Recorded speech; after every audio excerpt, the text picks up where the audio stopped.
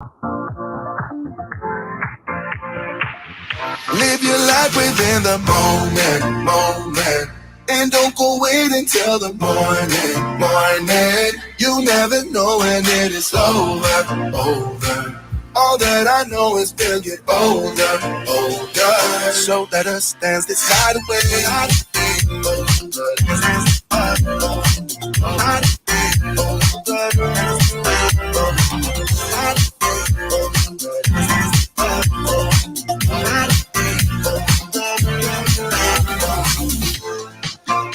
Our bodies move to the groove and the light that flickers. We get lost in the crowd, it's getting thicker. But get away from the drinks and chatter. Haven't said a word, but it doesn't matter. Feel the air getting thinner. Standing in a blurry dream. No one else can see us. Live your life within the moment. And don't go wait until the morning. You never know when it is over. All that I know is we'll get older. So let us dance this night away.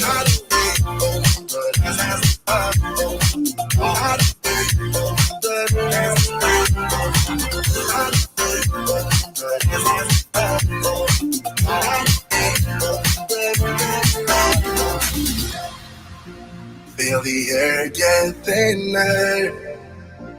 I'm standing in a blurry dream. No one else can see us. So let us dance this night away.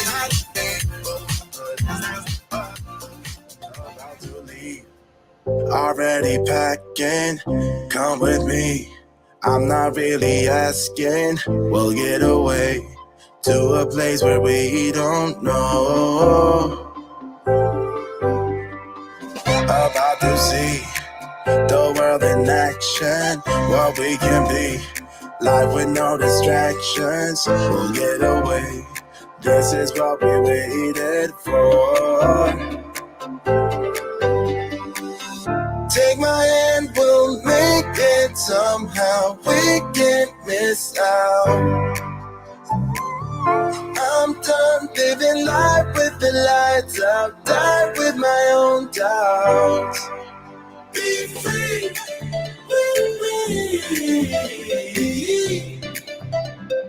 Let's go. Be free.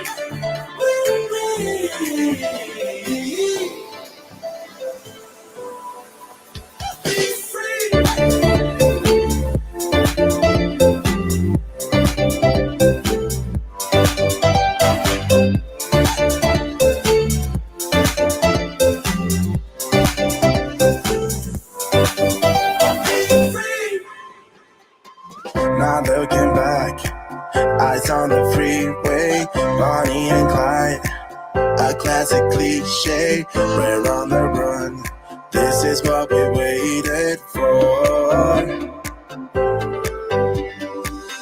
Take my hand, we'll make it somehow, we can't miss out. I'm done living life with the lights out, die with my own doubts. Be free.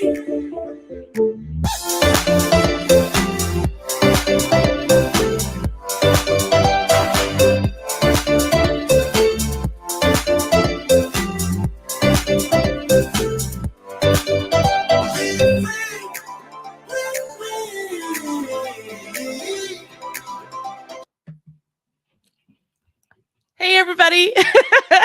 It stopped so abruptly, but I love having a chance to have that countdown before we jump in, just so you get a chance to grab your coffee, maybe your lunch, your yarn, your hook, your needles, today, your hairpin lace loom. I mean, it just is a way to be like, all right, we're going to get started here really soon. So, hey, everybody, I'm MarlyBird. I'm an ambassador with Yarnspirations Yarns, and I try and come here every 2 weeks on the Red Heart Facebook page and the MarlyBird YouTube channel to do a nice and quick and fun lunch and learn with you. I want to say hello to so many of you who are here saying hi.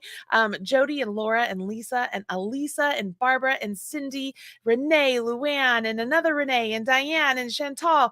Oh my gosh, there's so many of you. Hi, it is so nice to have you here. I hope the weather is delightful where you are and you're having a wonderful Tuesday afternoon or morning or evening, whatever time it is where you are. I usually come live on Thursdays, but we switched it up today and we are doing it Tuesday. And the pattern that Red Heart has selected for us to check out today is a hairpin lace pattern. So, I don't know if you've had a chance to grab that pattern or not, but the video or the link is in the video description box of this video, whether you're on Facebook or on YouTube. I've put a link to the pattern there. You should be able to grab it. I'm going to do my best here to do a share screen of the pattern as well, so that way we could take a peek at it. And here's what it is. So this here, you guys, this is the women's hairpin lace shawl. Now, this looks way more complicated than it really is. It is more repetitive than complicated, if I'm being honest. Show of hands here that's talking or joining us live. How many of you have done hairpin lace in the past? Have you given it a try? Have you seen this tool in the store and thought, gosh, I wonder what that is? I don't even know how to work with that. Or maybe you've seen some beautiful hairpin lace pieces at various stores and thought, gosh, that looks like crochet, but is it crochet? I'm not really sure. Because if I'm being honest, that was really my first experience when it came to hairpin lace. I was like, what is this? And it was after I watched a demonstration by a woman by the name of the Crochet Diva that taught me how to do hairpin lace. And I was like, oh, this is exciting and fun. And since then, I know there have been a lot of various tutorials out there, a lot of very well-educated designers designing with hairpin lace. One that comes to mind is Kristen Omdahl. And there's a lot of fun things to do. So my goal today, because I am in no way going to be working up 240 loops on either side of my loom, and then making 5 strips to join it all together. So my goal today is to show you how to get started with your hairpin lace loom and start making those strips. And then how do you get those strips off of your loom? Once you have that, once you have all of your strips completed, if you follow the instructions for joining the loom, it's really just a series of chains and single crochets. I truly believe you guys can do that without any problem, because they're just like a latticey type stitch joining them together. It's really that simple. So once you understand how to do the hairpin lace part of it all, you can absolutely make this shawl without any issues. Bobby says, oh, I did it about 40 years ago for an Afghan for her mom, and she still has the Afghan. That's awesome. That's so cool. Marion says she has the tool, but she has not tried it. I completely understand that. And then Luz, hello, friend. This is new to her. And you know what? This is new to a lot of people, it looks like. So welcome. We're going to dive on into this together. Now, I typically don't do a lot of hairpin lace items. I haven't done hairpin lace in years, like 10 years. I had several designs come out in it. And then it's just one of those things that because so few people like to do it, because it is a specific skill, it was just one of those things I felt like it wasn't a good use of my time to design for. This particular shawl uses Red Heart soft yarn, but because I love the way the Unforgettable looks here on camera, and you can see how the Unforgettable yarn in a hairpin lace really pops and looks fantastic, I grabbed the Unforgettable yarn to play with for the video. Now, is my camera down enough? Should I bring it down a little bit more?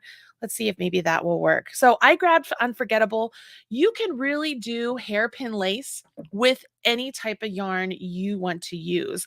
And then when it comes to the hook, I like to go with around the same hook size that the the yarn recommends, okay? Because we will be doing single crochets into this. So if you guys are like me, we're going to try and find the center here.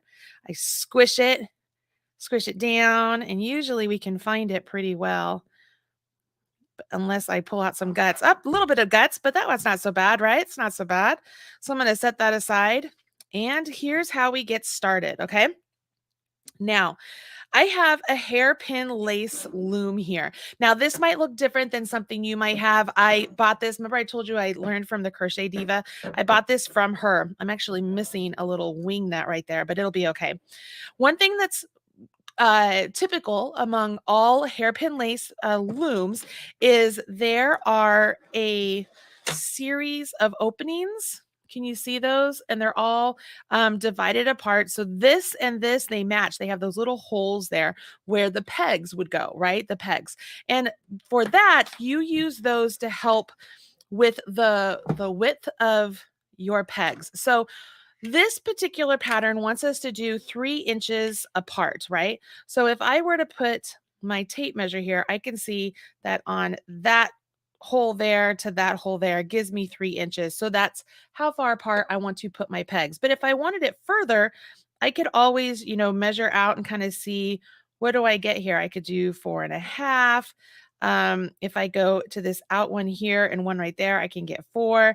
Like there's a lot of different sizes you can make as far as how wide your strips are going to be, because that's what you're going to make.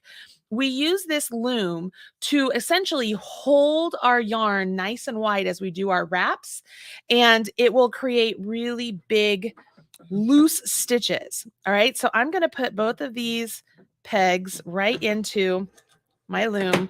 I'm going to tighten up the wing nut I have. I'm going to leave that one. It'll be fine. So I have 3 inches wide. Your loom might look different than mine, and that's perfectly fine. Now, I'm going to keep the camera view like this because at some point I'm going to pick up the loom and I want you to be able to see what it looks like in front of my face as I'm doing something, because I think that might be helpful. So hopefully you guys are good and you can see everything well enough here. All righty. So, hey, if you guys like Red Heart Unforgettable, I know you can get it at yarnspirations.com. When in doubt, guys, if you are ever looking for a certain yarn, check out yarnspirations.com. They do sell direct to the customers on there, and they've worked really hard at doing some great updates and stuff. So you definitely want to check that stuff out. All right, so here's how I'm going to get started. I'm going to start off and I'm going to put the yarn underneath my loom. Now, what's going to ultimately happen here is I want to create a knot, and I could start off with a slip knot if I want, but I'm going to start off with a knot. And I want to make my knot to where it's in the middle between these 2 pegs. So I'm just going to start off here at the beginning, and I'm just going to just tie a knot and be like, okay, that looks like, I can break it apart a little, about right there, okay? And we just want to get it as close as possible to the middle, okay? Can you see that? Okay. Just like so. Now, if I wanted to, this is a great tip that I learned from Carolyn from the Purple Poncho. She will take her tail and she will then tie it to the side where her first loop is, so she knows which side was her first loop. You could totally do that. I also like to grab a stitch marker. You guys know me and stitch markers, and I will just put that on the peg where I first started, so that way I can keep track of where I am versus where I need to be. So right here, I have my yarn behind my loom. Okay, I'm just holding it. It's behind my loom. And I'm going to take my loom and I'm going to grab the left side. I'm going to bring it towards me and flip it over so that the left side is now on the right side. And when I did that, you see how my yarn wrapped around my loom right there? Okay, I'm going to do it again. I'm going to do it facing like this. Okay, so right now, this is in front of me where I started. And I want the side that has the loop on it, I want it to come towards me, come around, and flip it, okay? And we're going to flip the loom in that direction throughout the entire process, okay? This is where we are. Hey, Red Heart, it looks like we have somebody who's a spammer on here. Just to give you a heads up, nobody click on any links or call numbers or anything. Make sure you just disregard that, okay? All right, so what I'm going to do is I'm going to take my hook here.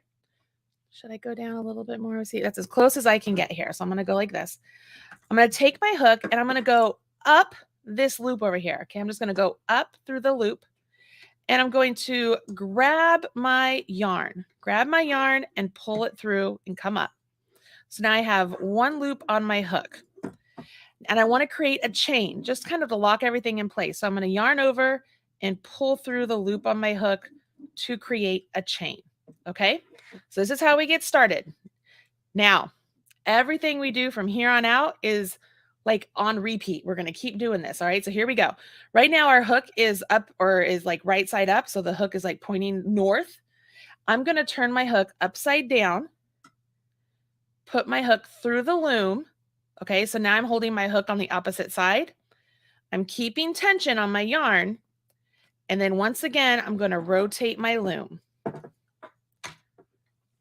When I do that, that means now my hook is on the right side that I need it to use on. My yarn has been wrapped around that peg again, and I'm in a position where I can do another hairpin lace. So here's what we're going to do.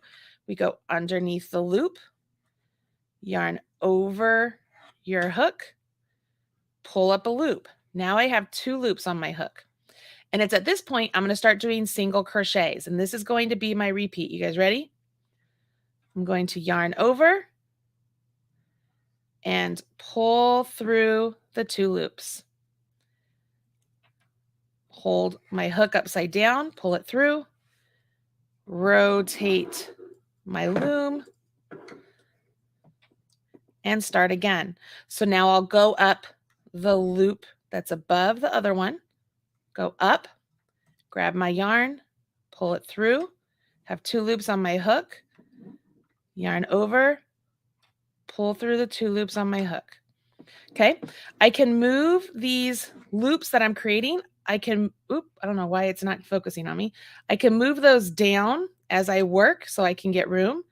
Put my hook over, turn my loom, and do this again. See what I mean about it being repetitive? Go up, around, out, around, and work through 2. Okay. Now I will find that as I'm working, if you can look at my face here, I will rest it, I like rest it on my belly essentially. And I get in a nice rhythm where my belly essentially holds my loom in place so that I don't let it flop around everywhere. And it becomes really easy just to maneuver my work just like so. But essentially you are just doing single crochets, right, through those loops every single time. Okay, so let me see here. Albertine, I think that's how you say it. It actually isn't that much work. It's just once you get started, it's like, okay, this is nice and repetitive. It's easy to do in front of a television show or a movie or something. So here we go. So bring your hook upside down so that you can grab it from the opposite side. Turn your loom. So everything is nice and tight. Go up the loop, grab your yarn, pull it through. So now I have 2 loops on my hook, yarn over, and draw through 2. All right. Now I'm going to make it to where I have full screen of just the loom so that way you can get a better look now that I've kind of showed you how to flip it a couple times. So I rotate my hook up, pull it to the back, rotate my loom, and then I do it again. Go up go up through that loop, grab my yarn and pull it through. So I have 2 loops on my hook. I like to come down here and grab the bottom of those loops just to kind of stabilize them. Yarn over my hook and draw through 2. Okay. You'll notice you're getting a really nice, like zigzaggy looking single crochet right here in the middle. And we want to keep that as close to the middle as possible. Okay. That's what we want to do. So here we go. Don Ellison, I understand. You know what? This is one of those unique things that makes a very unique piece and can be very, very striking, especially with a long color changing yarn like a Red Heart Unforgettable. I mean, of course, this can be done with a single color yarn. That's what the shawl is done. But when you're using a long color changing yarn like an Unforgettable, it really has a nice and striking feature to it. So it's a fun thing to do. I think the hardest part is, making all of these are strips that we're making. We're making these strips. The time it takes to make the strips is the hardest. And then once all the strips are done, you then connect them together. So I'm just going to keep going here and making the strips together with all of you. And hopefully you can see and everything is looking pretty good. I'm going to make sure you guys are good here in the chat. Thank you. It looks like everything is doing pretty good. Okay, so we have a comment here. It's from Lorraine. Lorraine says, I've had a hairpin lace loom for 40 years. It's not nearly as common as regular crochet. So anytime I'm working hairpin lace in public, people always stop and ask me what I'm doing. I love that.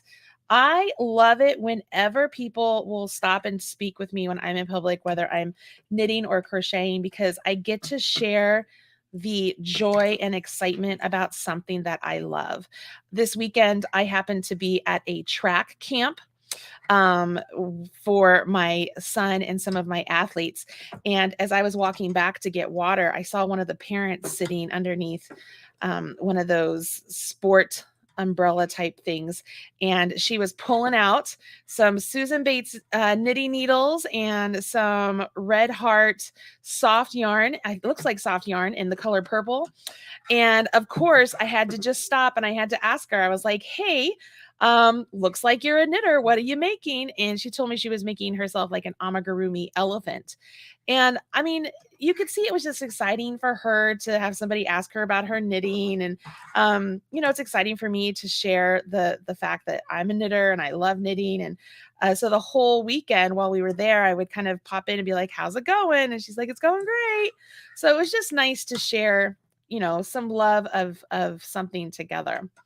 All right, I got to get quite a few on here before I can really show you how you're going to section these off and work them off of the pegs.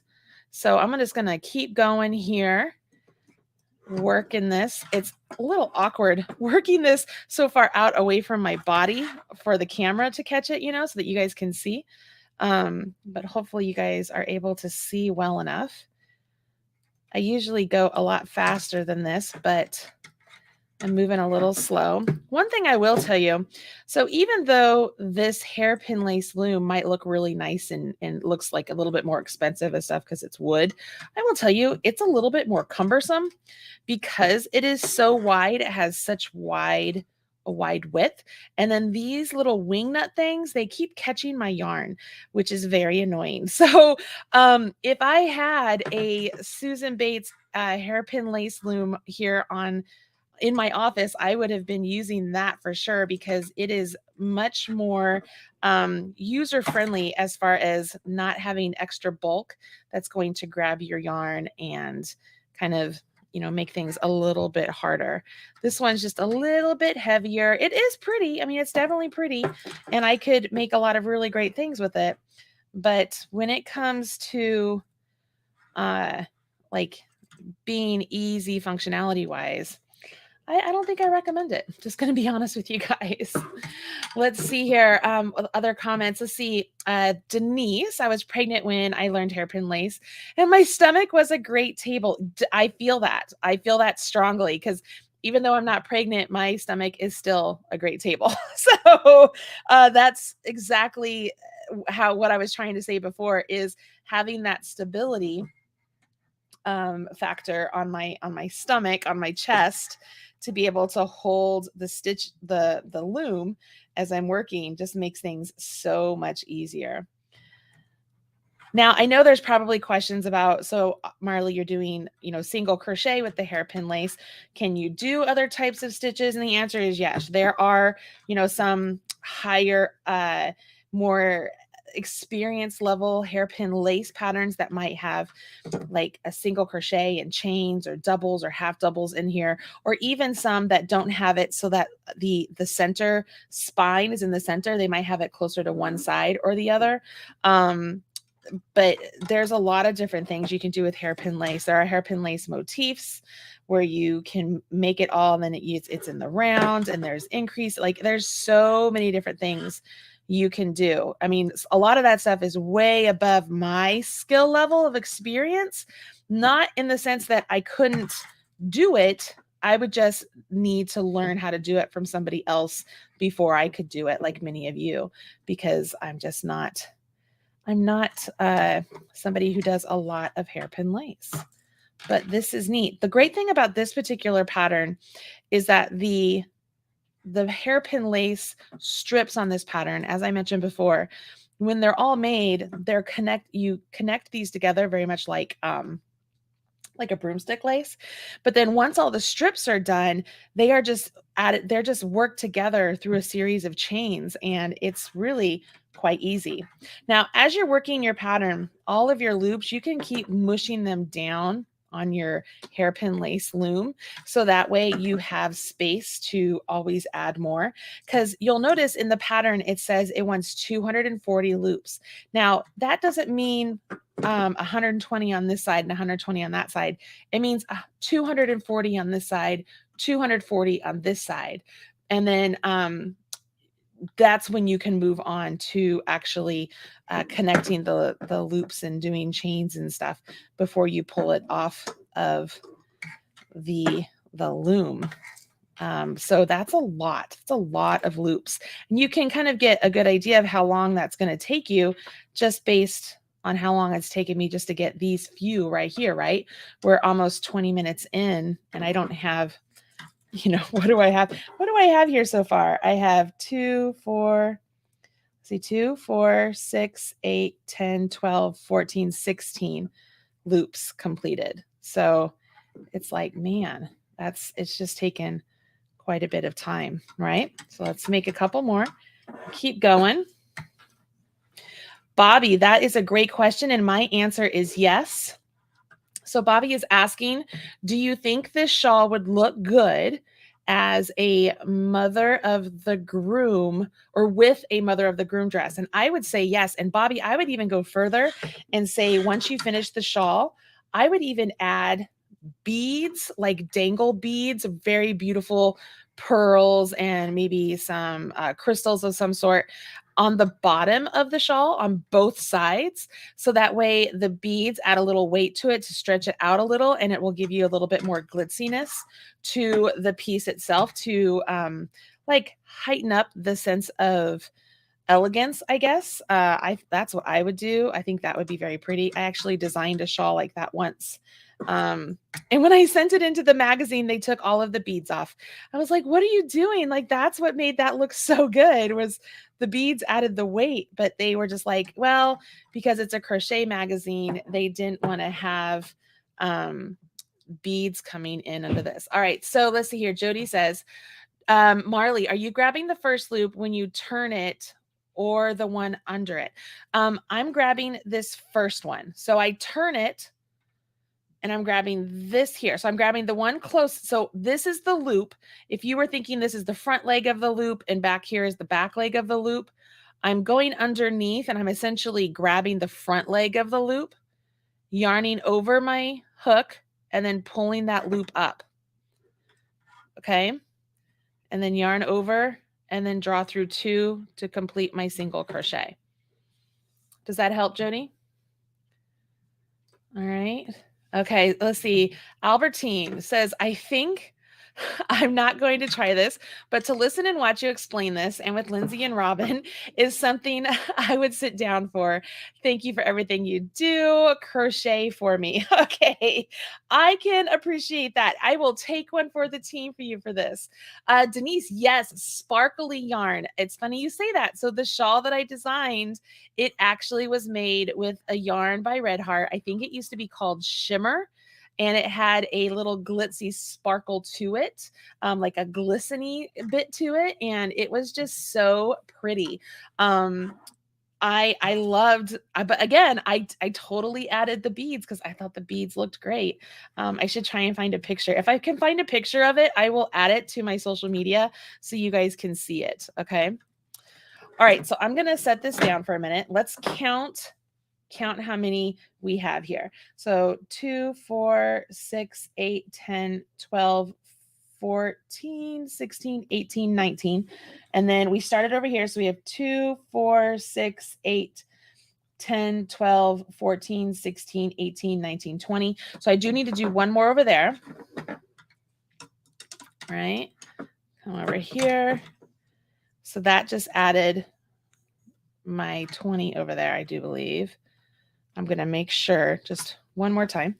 2, 4, 6, 8, 10, 12, 14, 16, 18, 20. So now I have 20 on both sides. Okay.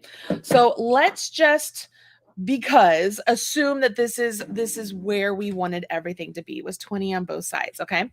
And for that reason, there are some patterns that would have you do like a chain 1 and fasten off and then take these off and set those aside. But in this particular pattern, they want you to, when you get to the top, they want you to chain 10. And then all the loops on one side of the loom, they want you to insert your hook into 5 of the loops. So you'll insert into 5 loops and work a single crochet. Then they'll chain 6. And then we'll do a single crochet in the next 5 loops and then chain 6, so on and so forth until we get to the end. We'll chain 10, do a single crochet right here, okay, into the center of the hairpin lace strip, chain 10, and then do the same thing up along this side. So it's going to make it to where the strips are ready to go. When they're all done, they're ready to join. So I'm going to jump ahead and we're going to pretend that that's where we are. So we're going to pretend this is the bit of where we are. So what he wants us to do, or what the pattern wants us to do, is to chain 10. So I'm going to chain 10. So 1, 2, 3, 4, 5, 6, 7, 8, 9, and 10.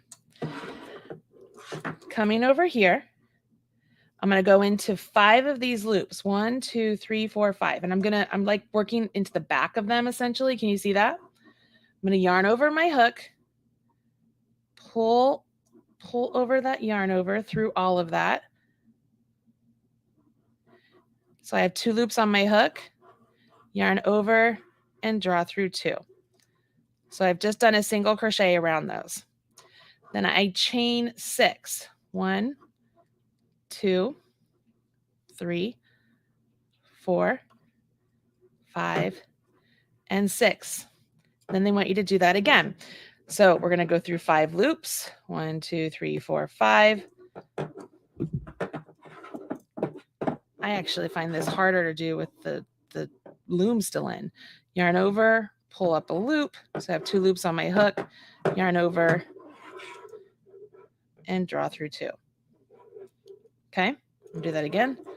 1, 2, 3, 4, 5, and 6. Oh, goodness. And, and 6. Okay, do that again. 1, 2, 3, 4, 5. Yarn over,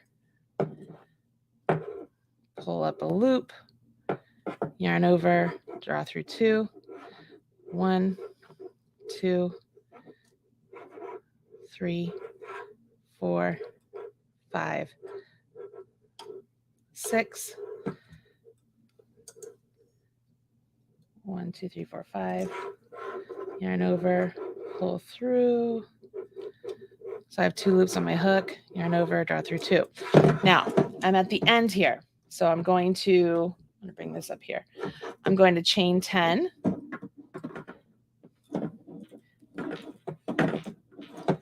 Oh my gosh, that is tricky. 1, 2, 3, 4, 5, 6, 7, 8, 9, 10. Then it said to do a single crochet essentially right here in the spine. So I'm just going to put my hook in there and work a single crochet.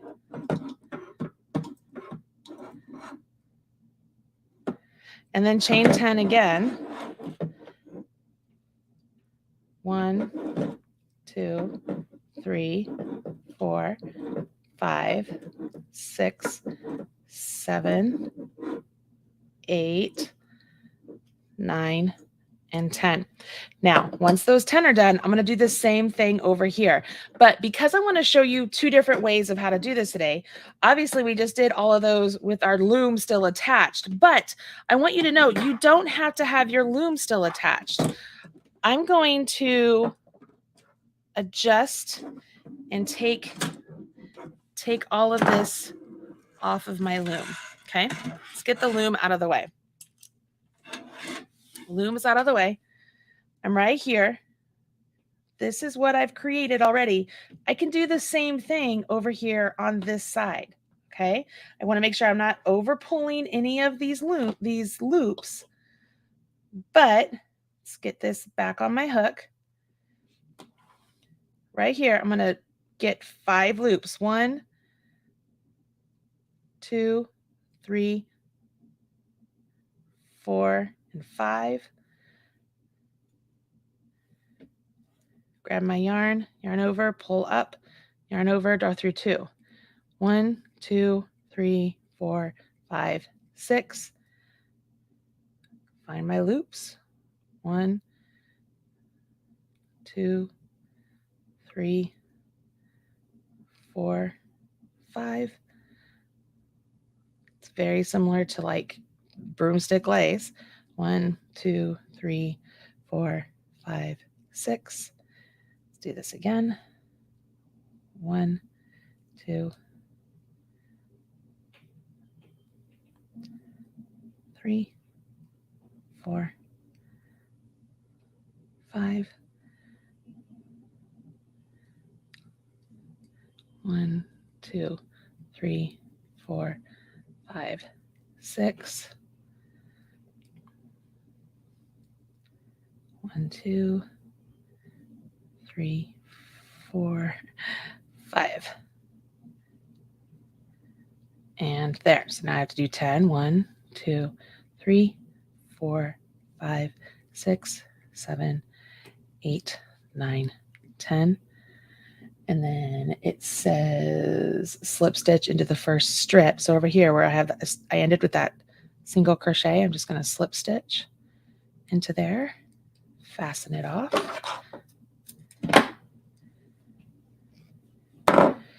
Now, see if I can space this out. You can see it.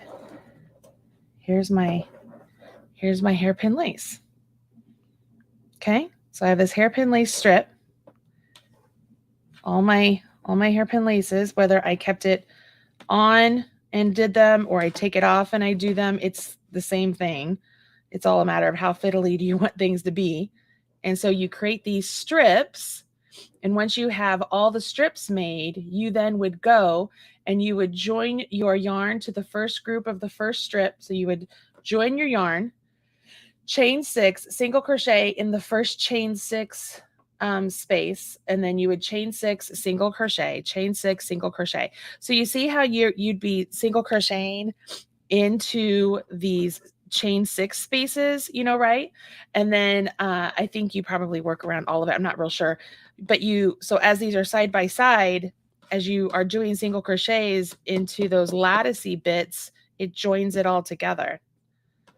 That's essentially, that's how it's done. Does that make sense? Does that make sense to you guys? Hopefully it does. Let me see. I'm going to leave that there and take a peek and see what you guys are saying over here. Let's see here.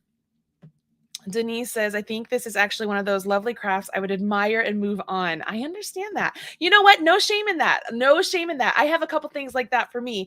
For me, it's double knitting in knitting. Like I think it's beautiful, but the time it takes to work a double knit, I'm like, no, thank you. No, thank you. Jody is asking, seems so fiddly, probably better when it's held closer. Right. Jody, I would absolutely agree. I know that for myself, if I was able to hold it closer closer and still show you on camera, I think it's easier to show. It's very hard to demonstrate like laying flat on the table. And honestly, once you get used to the tools that you're using in the process, it's not super hard. Now, I can give you a couple tips though, you guys, just in case you're interested and you want to do this. When you are setting up your loom, okay, let me pull this back a little bit. When you are setting up your loom, if you were to take some scrap yarn and essentially tie it to one of your pegs, okay? Just take some scrap yarn, tie it to one of your pegs, and then come down here, leave yourself a little slack and tie it down there, okay, to before you have this one here. Leave that yarn there so it just hangs out. And then when your hairpin lace comes off, this scrap yarn is essentially going to be held through all of those loops so that they don't get twisted around on you and they stay in the same place. It's very much like adding a lifeline to your knitting. You're adding a string here to your loom that's acting as a lifeline. So when you get to the part where you take all of this off, if you hadn't done these bits beforehand, like I did the second part where I just pulled everything off, the yarn would be sitting through those loops and it wouldn't get twisted on you. Okay. Another tip is with your stitch markers, as you're working so many stitches like this pattern called for, I would actually add a stitch marker like after every like 25 stitches and leave it on your loom. So that way you don't have to always go back and count all of your what are they called? Your loops. You wouldn't have to call all your loops. So just rest a stitch marker on there and it can help you keep track. All right. Does that make sense? But the stitch, this one here, this is something that I actually use a lot when I've done hairpin lace because it just saves the day. It just makes it so everything stays together and it stays nice and neat. You could even leave it extra long if you want. So that way, when you take this off and you want to stretch it out, you could stretch your lifeline out longer as well so that it would go along the whole thing. There's just a lot of options there for you, but that's a little tip for you guys if you want to use that for your hairpin lace. But there you go. That's it for today. I think, honestly, if you can achieve all of the strips with your hairpin lace tool that you need to make, joining them together with the chain 6 sort of lattice bit that is called for is something you can absolutely do. There's nothing new there. You've probably done that a million times in other projects, so you can totally do that. All right, so we've heard from a lot of you, whether you like hairpin lace or not. We want to hear more. So if you are watching this right now or on the replay, do us a favor. Leave a comment in the comment section, not just on the live, but the actual comments. Let us know what you think of hairpin lace, or what are some things that maybe you want to try out with hairpin lace. We would love to know your thoughts on that. All right, everybody, I am MarlyBird. This is one of the fun lunch and learns with Red Heart Yarns on the MarlyBird YouTube channel and the MarlyBird Facebook page.